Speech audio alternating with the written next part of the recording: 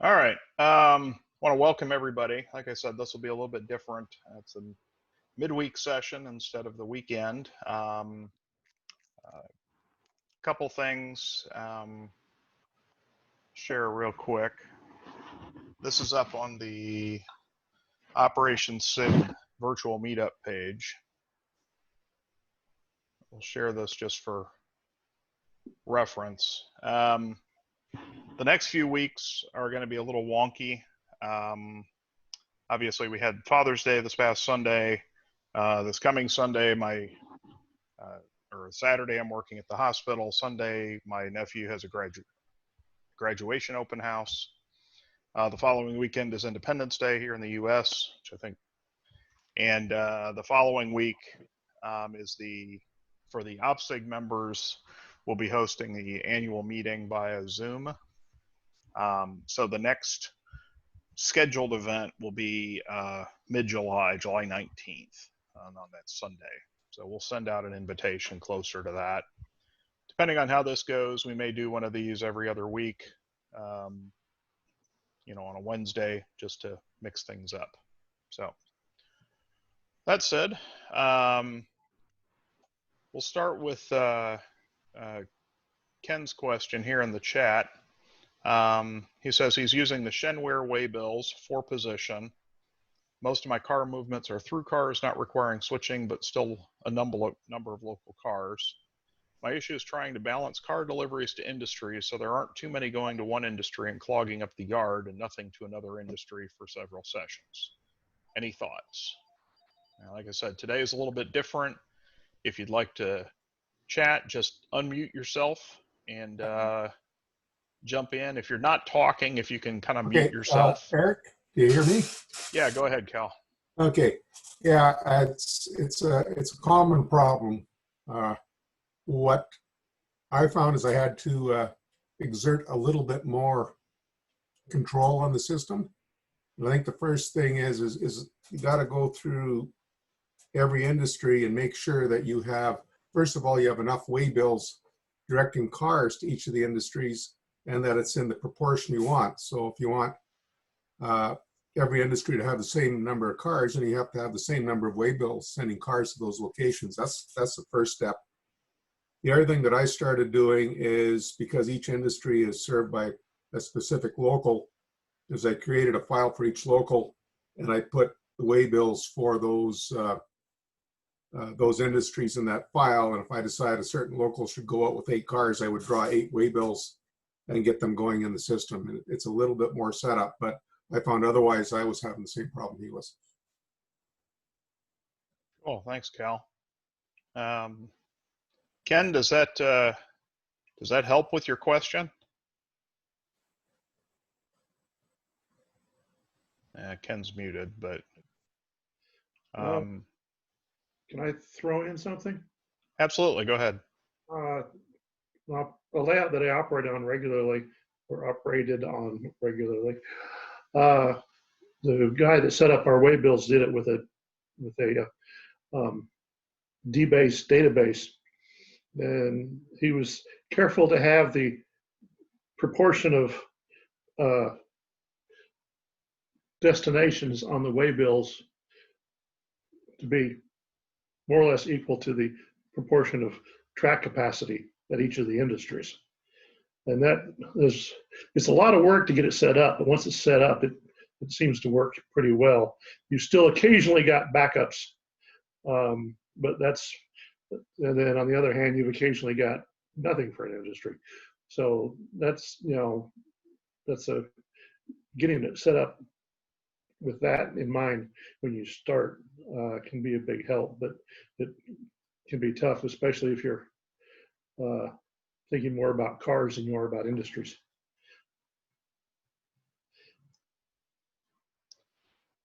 Okay.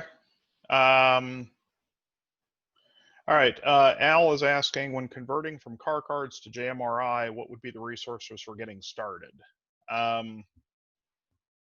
Well, Al, we're actually going to have an article if you're an OPSIG member, in the October OPSIG Journal about getting started with Operations Pro.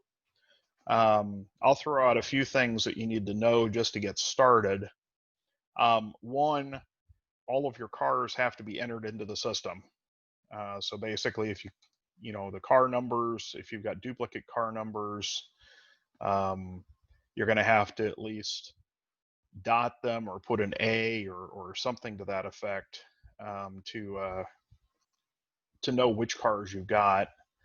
You then have to go through all of your various industries, figure out what tracks you have. You know, each track has to be labeled or has to be named, and each one has to have a length in order for JMRI to operate it properly. So I mean, that's just a starting point, and then you get into actually what the trains are, where the trains go, which in theory you might already have, but I'll open it up to anybody else for again, Al Huberty's question: when converting from car cards to JMRI, what would be the resources for getting started? If anybody else has a comment, feel free to unmute yourself and jump in.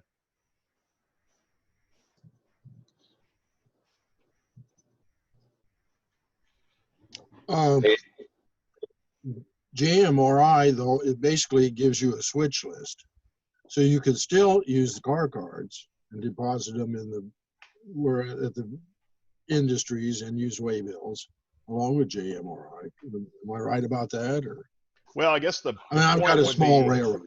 Yeah, you wouldn't want to do both. I mean, because JMRI is actually generating the switch list saying, pick up car 1234 at this location, take it to this location, and drop it. So it's doing all of the functions of the waybills, you know, the 4-position waybill, without you having to do it by hand. So when we say a switch list, there are people who will write up a switch list to say, okay, these are all the things I need to do. But in JMRI terms, the switch list is actually the instructions on what to do. So it's just a terminology thing. Yeah. Yeah, but if you're using a car card, you still want to take the car card and leave it where you dropped the car. Well, if you're doing JMRI, you don't do the car cards at all. That's the thing. So yeah, if you're going to do car cards, most people have either done car cards or JMRI. I haven't seen a hybrid system of doing both yet, but it may be out there. Well, you know, if you want to see, Eric, what somebody's done, there's a guy over in Louisiana who I've operated on his railroads, Art Houston. Some of you guys may see his YouTube channel. It's quite prolific, but he switched from car cards to JMRI 5, maybe 8 years ago. He discusses that on the basis of what he did. And that, you know, it gets into the standard, question or discussion. Car cards or switch lists from a computer. You can talk about that for 10 hours and everybody will come away with their own opinion. And it's kind of whatever works for you, right? I think that's what you got to go with. Yeah, I think Art has he's the Grand Pacific Railroad, right? The Grande Pacific. Okay. I threw a link into the chat with if you're on Facebook, that's where he has all of his content. Yeah, and Art's real good about sharing that stuff. I mean, if you ever want to talk to him, if you guys Facebook, I'm sure that you could talk about it. One of the things that that some of us, you know, I go back to the days. I've done computerized switch lists for 15 years. I go back to RailOp, which is not functionally, believe it or not, that much different than JMRI when you actually get into it. There are some things in there I haven't figured out. Those of you that JMRI people can answer this. Maybe I can't. You can do it's like a virtual car card within RailOp where you actually have a series of 6, I believe, positions.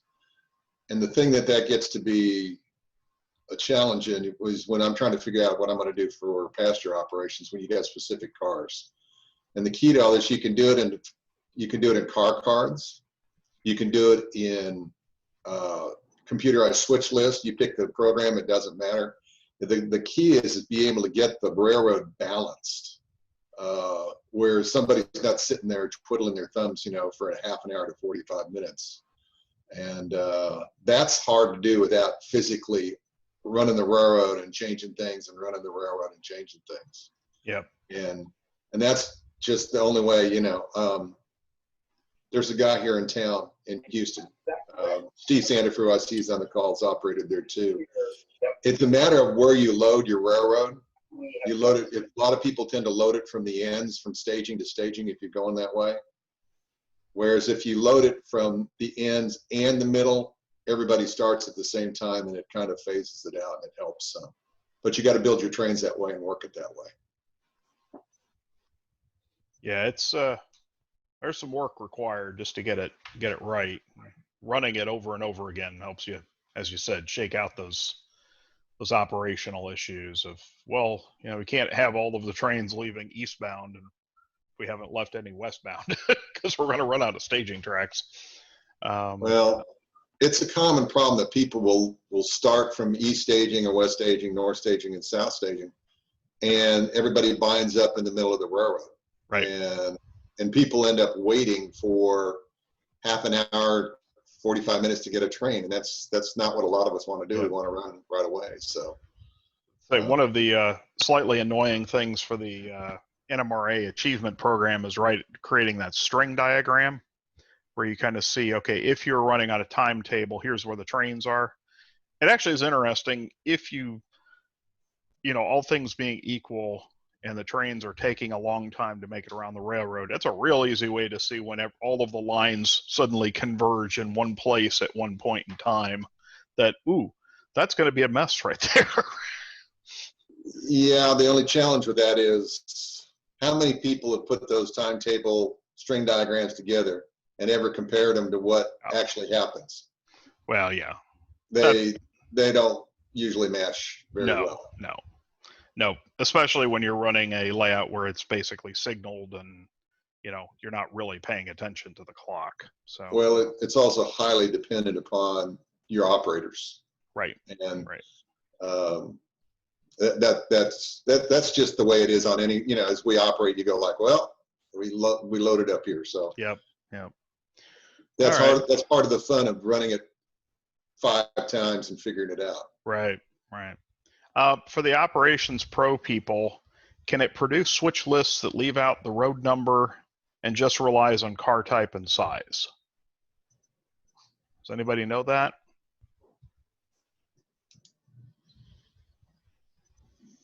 To Mark, I threw that JMRI users group. I threw a link out there in case you're not aware of that. It's a groups.io page. You might be able to find that in there if we can't get a answer in this group. Anybody?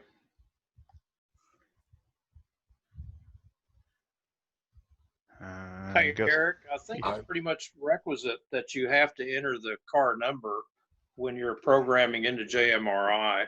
That's what I thought too. That's the only way I've ever seen it. I started it, but you know, with my small railroad, I got to the point like, well, you know, what I have is working, which is a pretty simple system.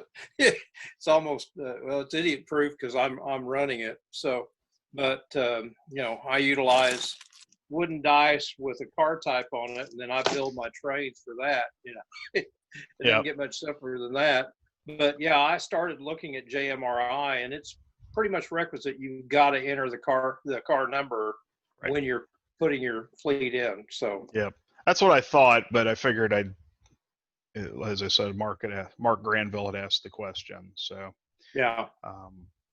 I had looked into using that for my own system, but there doesn't seem to be a way to import data from like an existing database. Maybe I just didn't find it, but I already have all my cars in a database, and I wasn't too thrilled about having to enter them manually. So so I ended up doing the car order system that Dan Heinel and Mike Wolf and several other people are using. I like the concept. So does JMRI allow kernels on it? Does it allow what? Kernels. That's term used. That's a rail op term, but it allows you to bunch together like a block of cards and call it a kernel. Yes, it does. Yes. So you could run it that way, and you'd have a block of cars that are either switched as a block or switched out only on staging or whatever, and then switch out the other cars independently, right? Right. Yeah, it treats them all as one unit. So like if you've got the 10,000 ore cars or something, you can switch 5 at a time or 7 at a time. But Carl, do you have a question? Well, one thought I had was, you know, like all your 40-foot box cars, just give them all the same number. Well, that would work. I mean, just ignore the number on the car, and you know, car number 40 is a 40-foot box car. Yeah.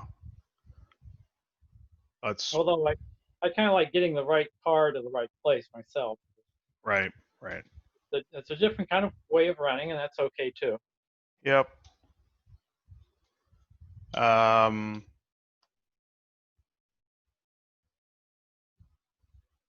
Cal, when your question about the chat, in the 2, when you're typing in a chat message, right above it, there's a 2, and just pick to everyone if you want to send it to the whole group. So,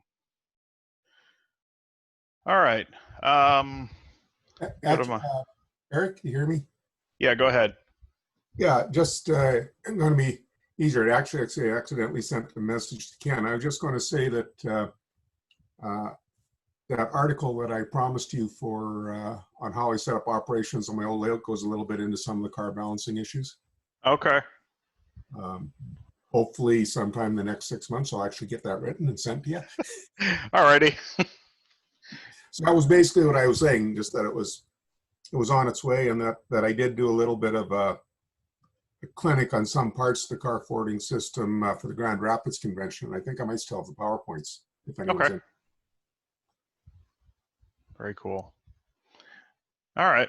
Let me pull up my email here, and we'll see who asked what. All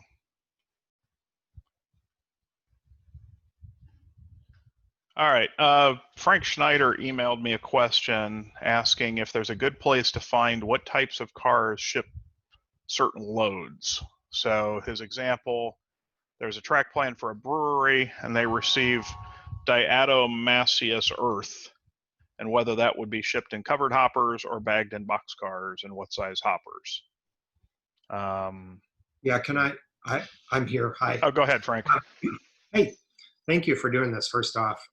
Yeah, it was just, I have on more than one occasion come across an industry XYZ that ships commodity ABC, but no no information on what that commodity ships in, and not being an expert in ABC or XYZ, I don't know. So I'm wondering, maybe just to the group, is there a way that when you encounter this situation, is there an easy way, or is there somebody you talk to, or somewhere you go, or is it just kind of like Google and hope? You could go out and look at, dig through historical photos. Maybe you might see, like I know the Smithsonian's got a bunch of old photos up. You might happen to see, oh, there's a picture of the brewery with the train cars, and oh, I see that kind of car, and you kind of make a guess as to, well, it might go in that. But if anybody else has other ideas, please jump in. Yes, this is Bruce Morden out in Carpinteria. One of the world's largest diatomaceous earth mines is within 100 miles of me, and I'm modeling it on my layout. So part of the answer lies in what era you're modeling, because back in the day, everything was bagged and everything went in boxcars. It wasn't until more recently that they started using covered hoppers. Nowadays, they almost exclusively use covered hoppers. There are some bagged material, but I think at this point, it's all going out by truck. There's still covered hoppers going into the mine, and they carry it out bulk, but the other stuff is going out some other way. They have several different operations at the mine. Some of it's just bulk diatomaceous earth, but some of it's treated. Strange things with the diatomaceous earth. They started making this this paint called flat paint instead of glossy paint. Mhm. And the way they make flat paint is to put diatomaceous earth in it. And so that's how they started making flat paint. And they still do that. They also use diatomaceous earth in toothpaste and things like that. And they don't ship that out in bulk. Like that's all bagged and sent out on trucks. So that, I don't know whether that helps. I've got a great picture from the 1930s of a steam locomotive and about 27, 28 box cars going out of the mine. So it's all bagged at that point. 70s would have been 70s, it would have been in covered hoppers. covered hoppers. Okay, cool. Thank you. There you go. All right. Another question came in from John Wilbert. I see you're on the call. He was interested in learning how a short line in the 1990s would manage their trains, specifically for a small line that might only have 1 or 2 trains on the line at a time. How does the conductor and engineer get their switch lists and operational authority? Also, if the engineer conductor reports for their shift at a remote location or siding where the power is stored overnight, aka no company building or office, how would they receive their paperwork for the day?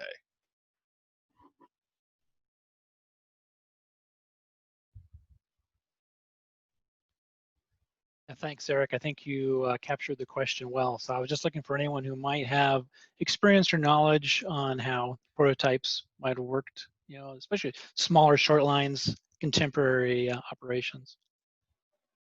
I Well, have maybe I've an learned answer. a little bit. Excuse me. I've Go learned ahead. a little bit listening to the Lancaster and Chester Railroad on the scanner. I'm not sure about the paperwork, but I suspect that the crews go to work at the company headquarters in Lancaster. And then if they're starting from a remote location, they just hop in a company truck and somebody takes them there. As far as authority, it basically is sort of a semi-manual block system. Perhaps not quite as rigorous as the big railroads used, but the dispatcher, which they call the base, the dispatcher is also the receptionist in the office, will give a train permission to go from one place to another, and if there's another train involved, or if there's work being done, they will tell them to contact such and such a train or such and such a railway worker in charge. And when they get to a certain place, and they've got what are basically yard limits set up in a couple of places where they expect everybody to talk to each other on the way in. And it's considerably less formal than on the big railroads. But the whole railroad's only like 40 miles long. Yeah, Montana Rail Link uses on their branch line a register at the entrance to off the main. So your registration is going to tell you who's there. Eric, if I can step in for a second. I used to take the train from Oceanside, California to downtown Los Angeles, and they had 3 separate types of trains going that route. One of them was the commuter train that goes short distances. They call it the Metrolink. The Amtrak was the passenger train. Then they had the freight trains. And they would go from San Diego to downtown Los Angeles, but the freight trains can also split off and go out to San Bernardino main yard. Or they go from LA Harbor through downtown Los Angeles through another route. But the pecking order was always freight trains were number 1, Metrolinks, the commuter trains were number 2, and the Amtrak was last. There's always been a problem going through Capistrano because it went from a double lane train to a single lane because of the how close proximity the track is to the Mission, San Juan Capistrano. Everything went through the one place in San Bernardino for all the trains, and the paperwork I think they get them from Union Station somehow. That's from practical experience.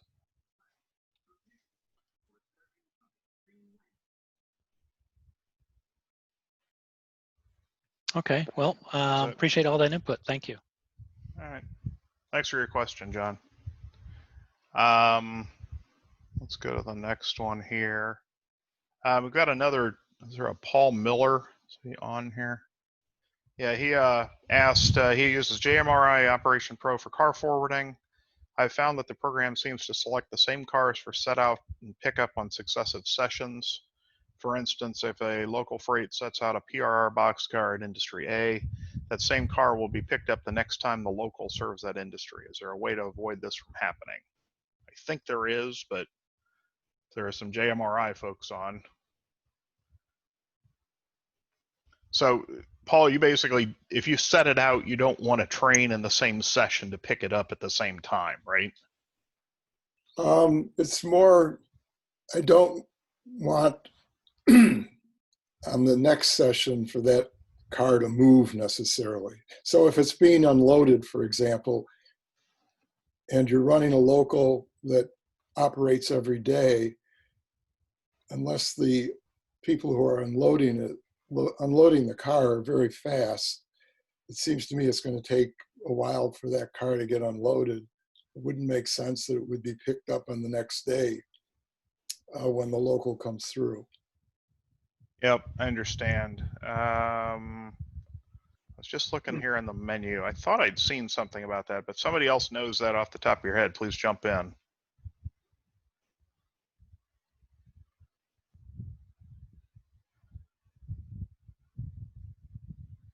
I have a question regarding that. What era are you in? Because if you're in a modern era, most cars could be unloaded in a few hours. A boxcar with a forklift, 4, 5, 6 hours, you'd have it unloaded. Yeah, I'm in the early 1950s. So you basically want you essentially want a time delay in there. Yeah. Okay. Eric, is there a delay factor built into JMRI? I know there is in rail op, and I'm pretty sure there's one in JMRI. It delays the car from being moved for so many sessions or so many car movements or something like that that might be able to take care of that. So I'm just looking in the menu. So go ahead. Yeah, in the old railroad management system that I used years ago, there was a hold, what they called a hold time. And of course, in the car cards, you have the hold boxes where you put the stuff in the hold. You can have hold 1, hold 2, and that just delays the pickups.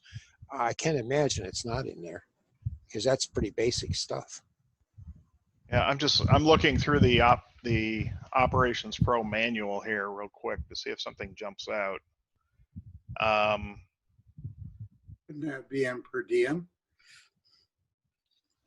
Yeah, it doesn't.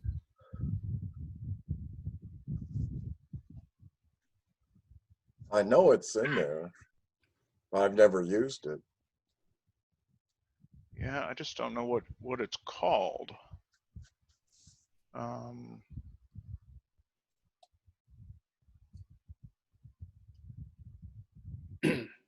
there is, if you go into the route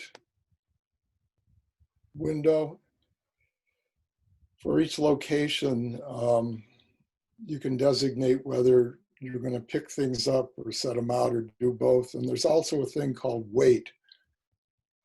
But I've never been able to, from the instructions in the JMRI manual, I've never been able to figure out how that weight is supposed to work. And it doesn't apply to a specific industry. It's just the location, which could have several industries in it. So it's kind of Okay. an overall thing. Actually, if you, here, I may have found it. On this page, if you scroll down, if you do a search for this, I'll type this in here.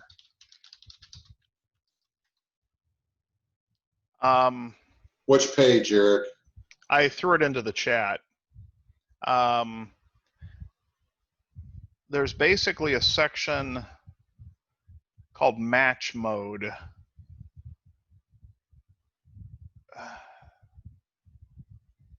Now, you'll have to look. I don't have a functional JMRI system or Operations Pro, but Can you there's share the screen? Yeah, I sent the link in the chat, since it's probably easier to see locally. But let me share it. At second glance, I don't think this is what we're looking for, so ignore me. There is actually, you were asking about a weight. It does say the weight field allows you to determine how many trains will try to service the spur before picking up the car. Useful if you want a car to remain still for several operating sessions. Note that the car's load won't change immediately if there's a weight count. Once the weight count reaches 0, oh yeah, this is exactly what you need. Here,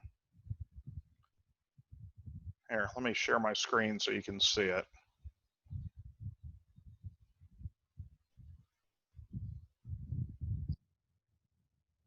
So this is the text. So when you're putting this is basically in the schedule. So for instance, up here at the top, we've got this edit schedule for spur 133, and they're saying this boxcar, there's a weight. And so it looks like that's a count. If you put it like a 2, then each time there's a session, that will get decremented. So I think that's what you're looking for there. Is it Paul? Yeah. Mm-hmm. I mean, it sure sounds like it to me. Yeah. So that's in schedule. Yeah, that's in the schedule. So for this particular, like in this edit schedule that I've got up here, let me zoom this in. The picture's not very good quality. You basically say, okay, this car needs to wait. It's trains, not sessions. It's how many trains visit the industry, and then it waits. Yeah, I'm sorry, I misspoke. But I think that's still that's what you're looking for, though. Yeah. Okay. It's at least worth trying it out. Yeah. Do you have to be using schedules to use that? Well, if you're not using schedules, then I think I mean, isn't every train has a schedule, right, in JMRI? Yeah, but this is different. Okay. I said I don't know. I'm just looking through the manual, so. But I think that's probably your best bet. I mean, it sure sounds like what you're talking about. Maybe that's a question you should put up on JMRI's Yep. IO page and ask that. I'm sure or search on it. I'm sure it's been asked before. I'll copy the.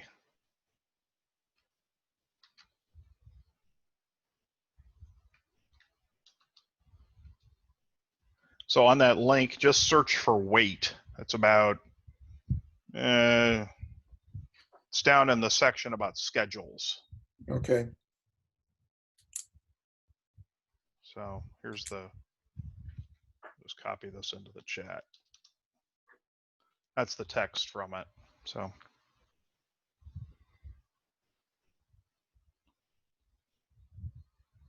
Yeah.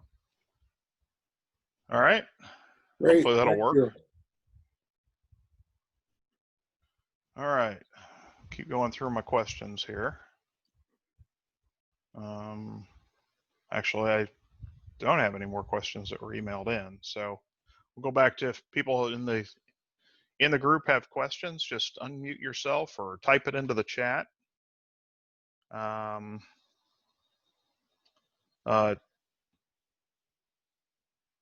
guess Tom Sciarra asked, how many of you use active mole, active staging? Tom, do you want to jump on and explain what you mean by active staging? Do you mean like changing the staging during the session? Okay, yeah, can you hear me all right? Yeah, go ahead. Okay, yeah, okay, so anyway, I was at Lee Nicholas's layout back in 2018, and so that's where I got to see active mole staging being used. It was not during a session, but just a tour, and so the active staging is basically it's fiddle yard type operation where trains are being made up and broken down during an operating session. So the staging is active rather than being passive, where say trains roll out of staging to begin their run, or they end in staging and then they finish. So more than just moving the power from one end to the other and getting it ready to go the next time. Correct. Okay. Yeah, so there's actually handling of cars and locomotives, and so new trains are being made up. Trains that terminate in staging are broken down. The cars are cataloged, and then new trains are assembled by the mole operator, which are then operated by crews as crews are assigned. So I haven't seen too much of that. Bruce Morden mentioned that on Gary Siegel's layout that they use a mole operator to be staging trains during the session. But I haven't seen this done very often. And so I'm just curious if anyone else has done so. And if so, how do they like using active staging? And do they have any problems staffing the mole position, since they tend to be working in a hole behind the scenes? I was at the operating session up in Raleigh, and I was the mole. And there was a train in front of me. I took all the cars off and put them on the shelf, and took other cars off the shelf and made up a train. I mean, it wasn't anywhere near a prototype deal. I mean, I was providing a function to keep everybody else out front having fun. But, fortunately, they relieved me and let me walk around the layout and see what was really going on. Now, the one thing that was really nice about this session, they were using car cards, and every card had a printed photograph of the car on it. So it wasn't too hard spotting the right car to pull off the shelf. Okay. So that was my take on it. Okay. Carl, I'm sorry, what layout was that, Carl? I'd have to look it up. It is up in Raleigh, North Carolina. And it was in a manufactured building behind this guy's trailer. It was really kind of cool. The guy had a stroke, but he said, if you guys need a place to have a layout, you can put a building behind my trailer. And they did. And it's a whole crew. It was really a nice layout, nicely detailed. It was a big walk-in design. Monon, it was the name of the railroad. What was it called again? That was M-O-N-O. Oh, M-O-N-O-M. Monon? Oh, okay, yeah, Monon, yeah, okay. Yeah. Okay. And this was 10 years ago. I'm not even sure the owner is still alive anymore. Okay. Right. Tom, yeah, I guess sounds like you're considering a mole maybe for the layout you're building. It seems like that's kind of a big fork in the road in terms of whether you want that design or not. And, I think Bruce Morden's on, and Bruce can chime in. In one sense, you could think it's a job nobody wants, but then, I like dispatching, and a lot of people would never do that. So at least on Gary's, Bruce hasn't had that much of a problem finding people who like doing it. One of the comments I'd heard from people was, it's not really a prototypical job, and maybe there's a way to go in. So some people, but in some layouts, it could be mostly a sitting job, and that could help for people who maybe can't be on their feet. But you definitely have to consider And I think one of the areas where it helps at Gary Siegel's is it allows kind of for continuous operation. There's no end, there's no done. It's always being worked. So it's definitely an option. I even do a little bit of that on my small home layout that represents kind of an interchange with another couple of railroads. And I'm restaging that a couple of times, but that's 5 cars at a time because it's a small layout, not full trains. Is the mole function just a fiddle yard that's done during the session? Yes, yes. So the mole or the fiddle yard is being actively worked during the session. One of the things I saw on Lee's layout is that the mole staging actually allowed him to have smaller staging yards because everything was being broken down in the mole area. So a lot of the cars are stored in boxes beneath the staging yard, and the staging yard was pretty small, 8 tracks for his Utah Colorado Western, and then just 3 tracks for the I think it's the CB&Q that parallels it. So it did have the advantage in that you don't have anywhere near as much space taken up by passive staging yards, since the mole is being used to break up trains, store cars, and then make up new trains while the session is in progress. So, and there's some different hybrid designs of that. The Clackamas Club up in Washington uses sort of a modified version of it. So anyway, I just thought it was an interesting concept, just from the standpoint of saving real estate with respect to the amount of staging required. Then that's kind of offset by, yes, it's not really a prototypical job, but you can just continue to run and run and run so that you never run out of trains that can be operated. Tom, on when I was out in Kansas, Michael Borkon's UP layout, he has the 2. There's basically a removable section between his staging yards, but basically when trains are pulling in there, sometimes he was pulling them off immediately and putting them in storage drawers right underneath. So that's, you're not really fiddling, you're just moving them off. I mean, it's kind of the same thing, but it let him run more trains for the same. And he had basically these great big drafting, they're like from, I don't know what you call them, but for blueprints, the big blueprint drawers, they're about, I don't know, 3 feet wide and really deep. So he could put like an entire train in one drawer, and he had multiple cabinets set up with all of these trains that he was running. So that's another option. Tom, in California, in San Diego, the Pacific Southwest Region Group asked them, because the museum in Balboa Park, they use several mold stations for that purpose. They can get up to 20 people running trains during an op session in the museum. I mean, it's a gigantic layout. It's there's actually 4 clubs in there, but they've been doing it for the last 10 years that I know of personally. So the San Diego Club is using active staging? Yes. Okay. Yeah, all those cabinets are called flat files. Oh, and flat they files, should be okay.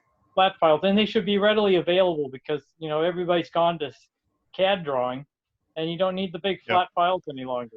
Yeah, it seemed that every layout I went to out there in Kansas City had a bunch of these, because there was some huge engineering company that somebody had it in, and basically they connected everybody with these cabinets. It was kind of, like I said, it's another alternative for when you've run out of staging tracks. Yeah.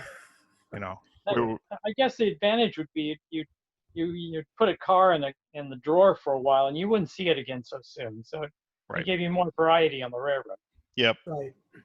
Yeah, that's one of the features of Lee Nicholas's active staging. He uses a custom designed software program called FlexBill, and I think it was developed by one of his operators. And so it's somewhat akin to JMRI in that it's designed for car forwarding, but this software is specifically written for active staging. So it gives you all sorts of car routing options. And so cars are not necessarily limited to the 4-cycle format that a waybill does. One other thing, Tom, about since you're in the layout design phase, a gentleman who was in Southern California who's now moved to Virginia, who actually had experience on Gary's layout. I don't know. My guess is he's probably operated the mole. Was that Paul Catapano? Paul Catapano, right? Mm-hmm. So he doesn't like the idea of the mole not being a prototypical job, but he's looking at it, and he hasn't implemented yet, but not quite the active staging from the standpoint of keeping the current session going, but he's looking at, and he's honest about it, he says kind of a selfish standpoint. He wants someone to help restage the layout for him for the next session. So what this active person is doing, and that's no different than any other yard, right? We're never done. We are, but some people don't necessarily think about the next session, or maybe they run the same session every time. But he was looking at how can he make a fun job that is setting up blocking a train for the next session and still make it part of his same session. But I guess the fiddle aspect of it might be where it gets to be from mole to yard master. If you're physically picking up cars and moving them around, I think you're fiddling or moling as opposed to yard mastering.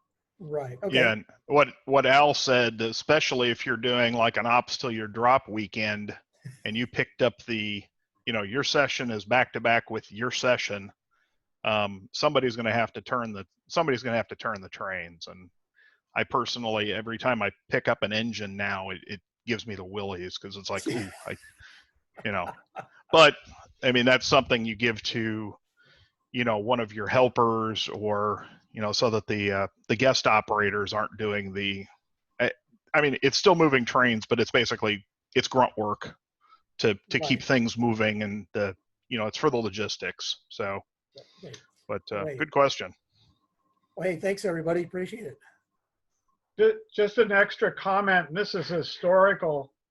The whole concept of mole is like that little animal that crawls under the ground. And the reason it's called that is because when Lee Nicholas first used that term, the operator was underneath a mountain on his railroad. He'd go in there at the beginning of the session, and he'd be in there the whole time. Nobody'd ever see him, and he was just stuck in there. And so what they do is what Lee did was extend his basement out a little bit more and allowed the mole to stand up. He had to duck down and crawl into the space, but it was a good space, and he did exactly what Tom is explaining. He'd take the cars off the layout, put them up on these shelves with the car cards, and they'd actually change the trains around as they were operating. More recently, he's extended the basement a little bit more in the other direction.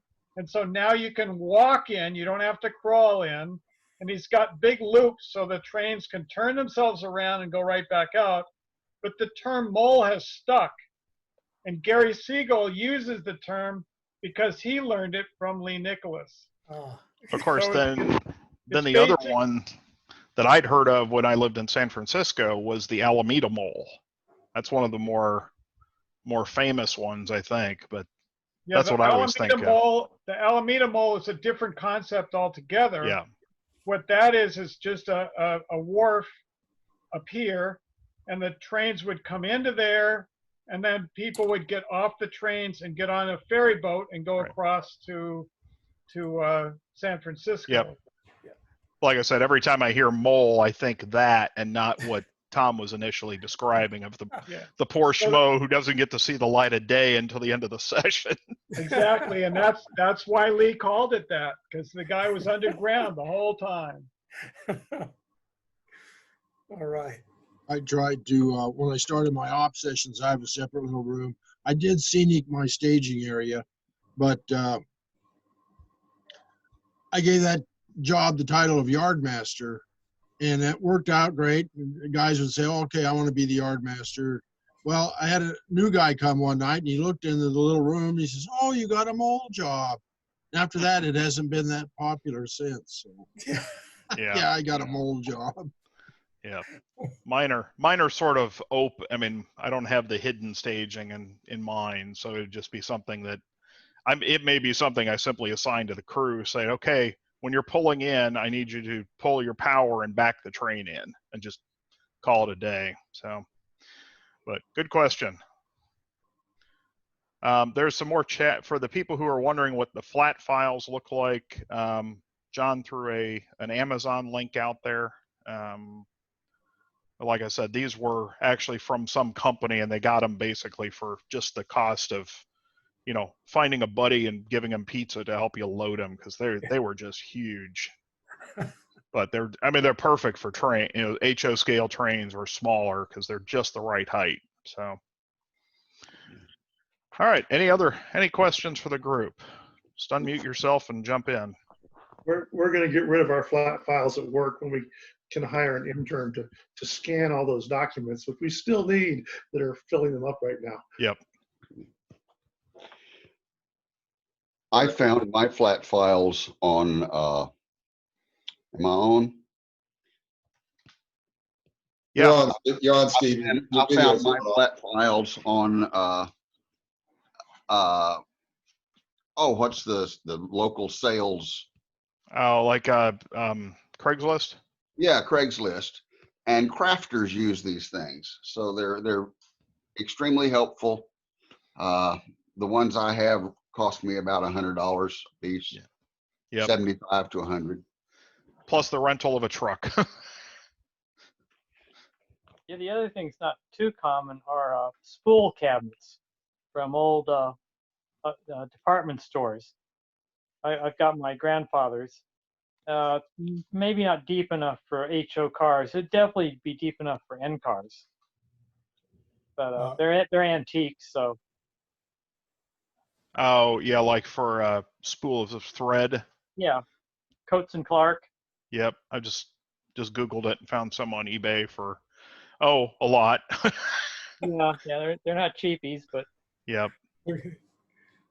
The other thing that I've been using is I got these at IKEA, and I think they're called the Alex cabinet, and they're about 24 inches wide and about 24 inches deep and about maybe 24 inches high, and they've got 6 drawers that are just the right height for HO cars, and they're on wheels, so you can roll them around. They're a lot easier to move than the flat files, and they don't take up. With the flat file, like you see how deep some of those are, you'd have to have some fairly deep bench work to store them under. Is it this one here, Carl or Cal? Yeah, they're at IKEA, and I think they were called Alex. Yep. ALEX. I threw a link into the chat. I think this is the one you're talking about. Yeah, they take either 24 by 36 inch drawings or 36 by 48. Yeah, these IKEA ones are definitely smaller than that, but like I said, I heard about them and I picked a couple of them up. I think I got 3 or 4 of them now. So. Yeah, the one I put into the chat is 26 3/8 inch wide, 18 inches deep, and 26 inches high. So that sounds. It looks like there's they're not quite even drawers, but they're pretty close. It looks like you've got 3 of one height and 3 of another, which would be. Yeah, that's right. Yeah, the bottom 3 are a bit deeper for whatever reason. It's actually not a bad idea. I may have to bookmark that.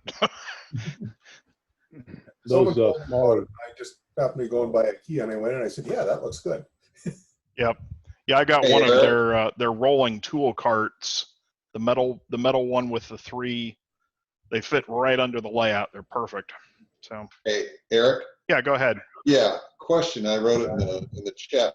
Is anybody out there running large pasture operations into multiple railroads into a large Union Station, and how do they handle the interchange and the car forwarding and stuff like that? You need to talk to, crap, what was his name? Rob Biddison in Kansas City is the person I was going to talk to, since I've operated on his railroad. Nope, there was a guy who presented just on here about the operations on the UP Wyoming sub guy. Yeah, Verl. Yeah, Bob Ellis. Oh, well, but he's operating on the large UP railroad in Arizona. Right, right. Okay, but that's not interchanging multiple railroads. That's what I'm getting into. Is I've got 12 railroads I want to consider changing train or cars between, depending. Actually, it depends upon what the railroads did. You'll have to look at his page and see. I mean, he's got, let's see.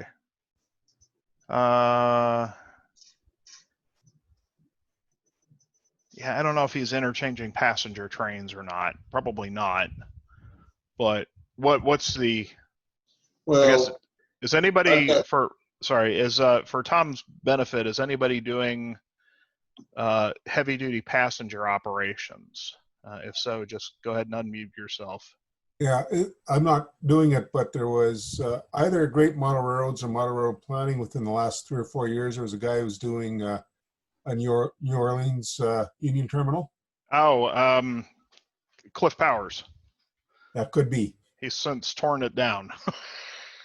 The Magnolia route. Yeah. Oh yeah, that sounds right. Yes. But the thing I'm looking at is you're talking about, depends, like Rob Biddison runs 4 or 6 railroads into Denver, where you got trains coming from like the Burlington over to like the Rio Grande or something like that. In Kansas City, where it's what I'm trying to model to a degree, you got trains from the Missouri Pacific going into the Santa Fe, trains in the Santa Fe, which is primarily what I'm interested in, splitting. And how do you best handle that? Is a switch list program, which I can handle with rail op, or car cards. And that's kind of a question that I need to, this is down the road, but it's going to be here in front of me in a couple of years when I'm actually trying to operate this thing. My first thought is that it seems like it would work either way, because it's still just, instead of freight, now you're moving people. I would think JMRI could handle that, but the key is a lot of things that you get into, and you can make it boring if you're not careful, is you get into the same car. I mean, potentially, one goes this way and you drop a sleeper off. Well, you pick that same sleeper up when you go back the other way to the west. And I don't want to get too prototypical, because you get too prototypical, you're going to be too boring. But because people are going to say, this is exactly the same job I ran last time when I was the yard master in Kansas City Union Station. Well, then don't pick that job, you can say, well, whatever. So, right. But I'm just wondering what people have done. Rob in Kansas City uses car cards, and it works pretty well for him. I was wondering what other people use. Yeah, Tom, are you looking more at modeling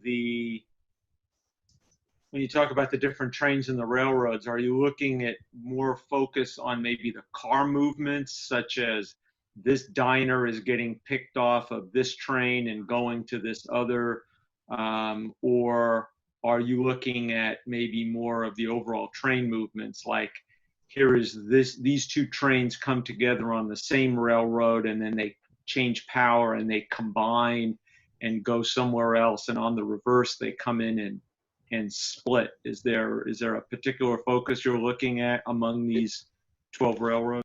Yeah, Al, both. What specifically I'm looking at right now, to start with, is since I'm a Santa Fe modeler primarily, is in Kansas City, they did a lot of things there with their trains coming from Chicago that split or originated. In other words, they split and formed trains up to make more trains in the Santa Fe.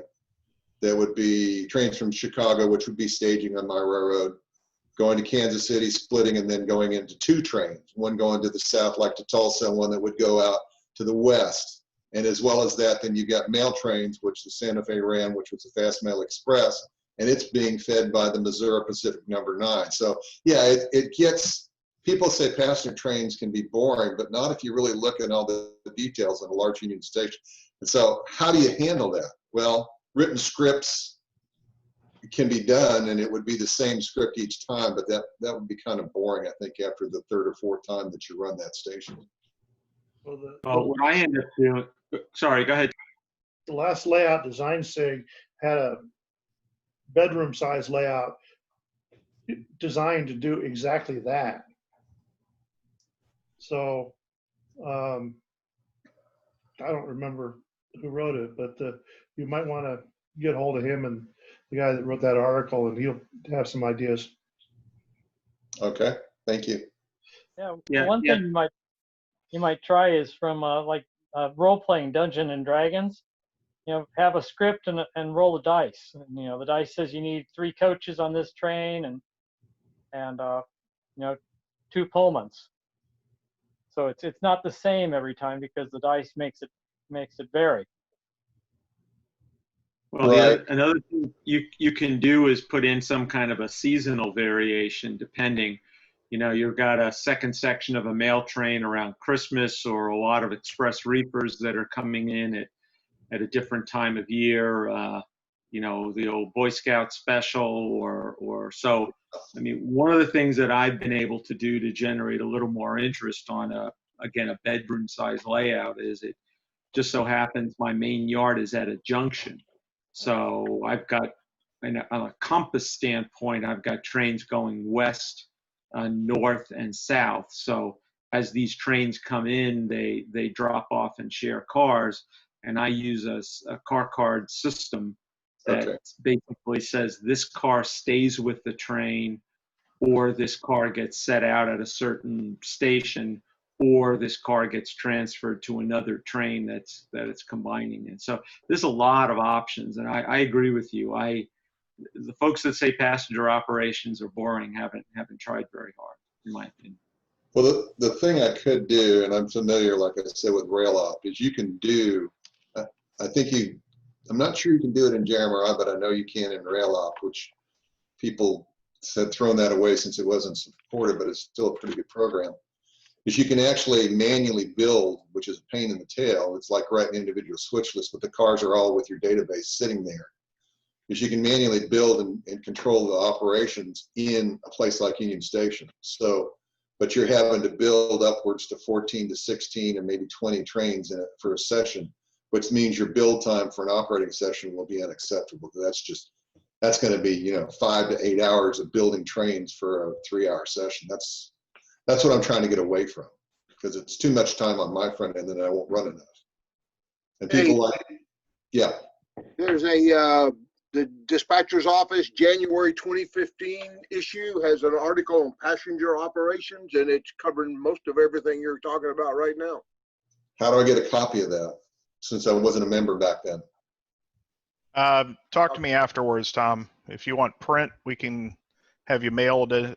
You can pay for a mailed issue. If you want digital, we can do that as well. Digital will work for me. Okay. So ping me I'll afterwards. I'll talk to you afterwards. Thank you, Byron. You're welcome. You know, another fun thing you do is have private cars on the tail end of your passenger trains. You know, they need special movements. You know, shuffle them off to a siding where they can have power until the next train to pick them up. Could be fun.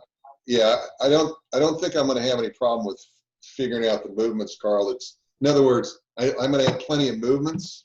It's going to be how do you control the movements where they don't, you know, kill the poor yard master and station master. So that's the key. Yeah, run them out as they're made. Good point. Very good point. Yeah, on my layout, it's a freight operation, but the yard master is usually pretty busy getting enough trains to go out and keep the other 3 towns busy. Well, this gets back to the thing, and I think Steve Sandifer is still there, but it's comparable to what he's going to run, is that when you have a layout like this, which is effectively it's a 2-deck. It'll be a 3-deck when it's done. Ultimately, it's still in my mind because I'm getting the room modified, but it's a 3-deck railroad, and the lowest deck is staging, and the staging feeds everything, much like we're talking about the mole, but it's not active feeding, active staging. But you've got a 24, 26 track staging yard that feeds the first level and the second level, and the staging level is the 3rd level down. And somebody's not, but somebody has to do the actual running the trains out. And I know Steve Sandifer and I have talked about this. He's got a plan how he's going to do it. Mine's a little bit longer run to get trains out of staging. And you know, you say you want to be the staging man. Nobody's going to want to do that because all you're doing is running trains out of staging to the station and handing them over to the station people to do their switches. Somebody might like it because you're running passenger trains and they may like just running trains, but that's probably something I think that the individual owner is going to end up doing every time. Well, I mean, could you make it look like the underground of Grand Central Station in New York City? And, you know, make it a real switching job. You're not hand changing the cars. You got a crew and a switcher there moving them back and forth. You know, you'd have to give them a switching lead. You could do that, but I don't know, Carl. This is an unlit, tight section that's maybe got 7 inches of clearance. I'm not sure you could really make that into a, and it's 30 inches deep, so I kind of doubt it. I give them a miner's cap for light. They might not come back. Hey, real quick, whoever threw out the OPSIG journal reference for Tom, which issue were you talking about? January 2015. Okay, I found that article for him. Passenger operations on the SCNG. That's it. Okay. Thank you. All right. Well, we'll do a last call for questions, but at this point we're it's after 9 o'clock. I think we had really good discussion, a lot of good questions. Hopefully this was of value to everybody. I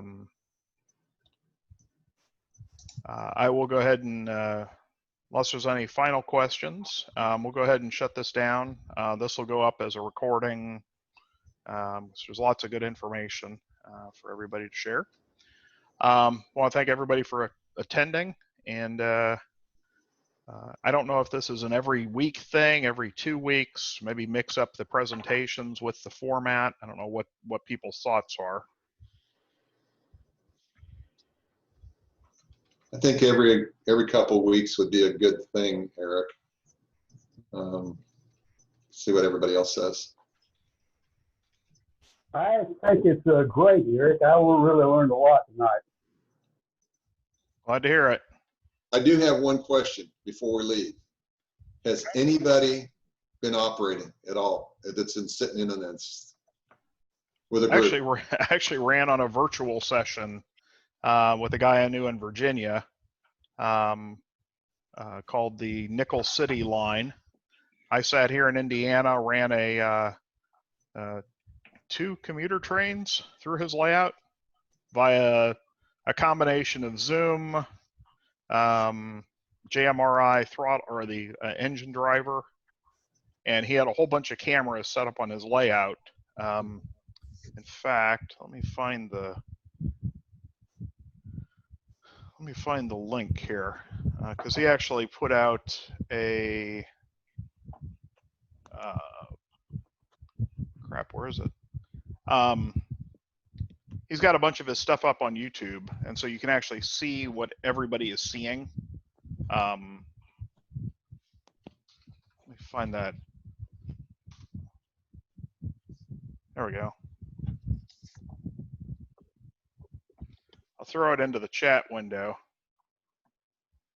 This is similar to what Dave Abels was talking about a few weeks ago, but this has a lot more cameras. So take a look at the YouTube link that I sent you, and as well as the rest of his videos. So And I also did one with Dan Heinel on his, for those of you who knew Dan, I think he has the rare title of having his layout in 3 different NMRA conventions in 3 different cities, because he's moved his layout. He started in Grand Rapids, then went to Atlanta, now he's in Indianapolis, and he's been in the NMRA conventions in all 3 locations over the years. We did a session there with, normally he can accommodate 10 to 12 people, maybe more. And he did it with half. Everybody was masked up, and we ran trains. So. Okay. I don't know about anybody else. We got a round robin group that we twice a month, and we've just continued right on.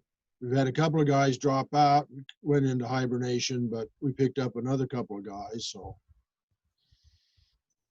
we just kind of philosophically don't want to. Of course, we're here in Nebraska and we haven't been in total lockdown, or we don't have the police watching us if we leave our house. So we continue to do it.